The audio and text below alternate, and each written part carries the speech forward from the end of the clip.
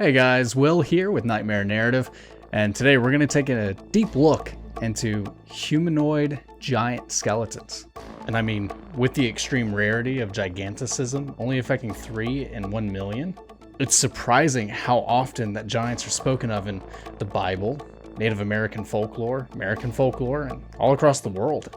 But while these are thought to be myths and legends, is there any truth to this race of giants that used to roam the earth? Let's find out.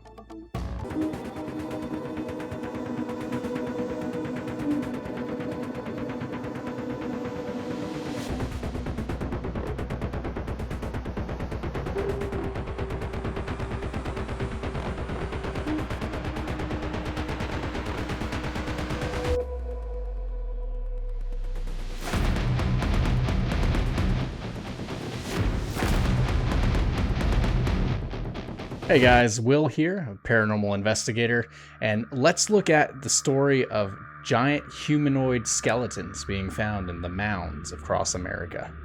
Across the United States, there are burial mounds as big as the pyramids of Giza.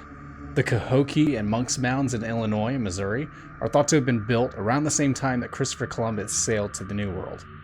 The Cahokia Mound is 100 feet tall with a 14-acre base.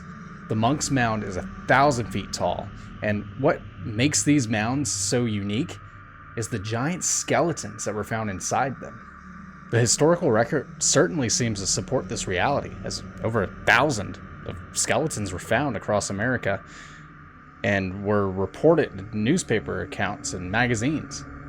The skeletons were reported coast to coast in burial mounds, crypts, all found in the United States. Discoveries of the giant skeletons were found all over the Northeast, from Martha's Vineyard to Deerfield Valley, Massachusetts, to Vermont and upstate New York.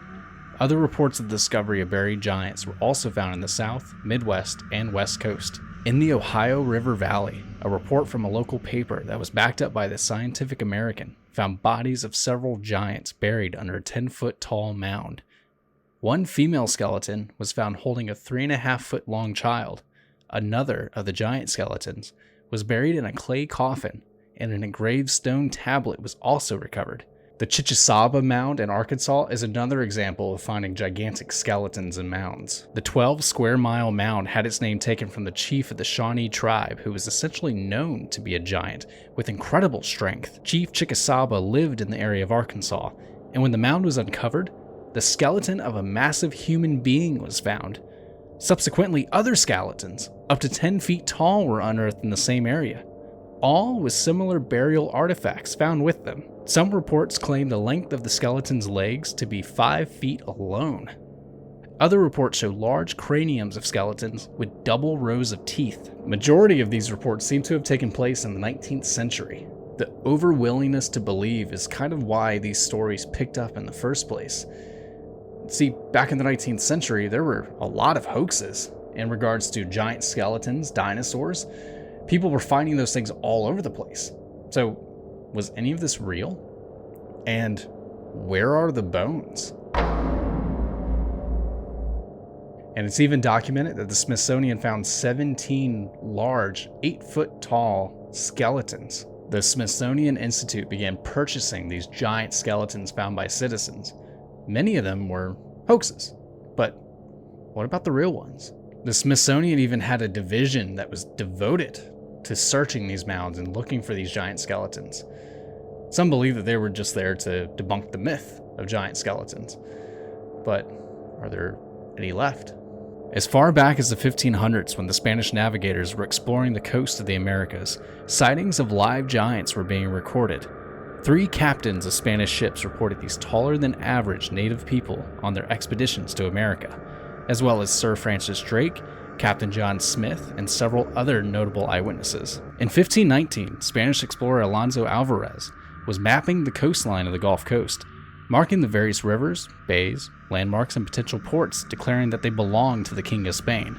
Not far from where the river empties into the Gulf of Mexico, he found a large town, and on both sides of its banks, for his distance of up to 6 leagues, some 40 native villages.